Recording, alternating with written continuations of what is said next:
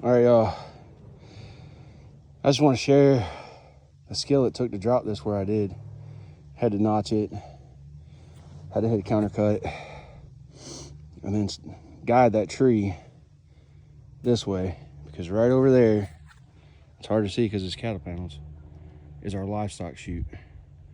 I didn't want to remove that livestock chute to drop this tree, so I just made sure not to hit the chute.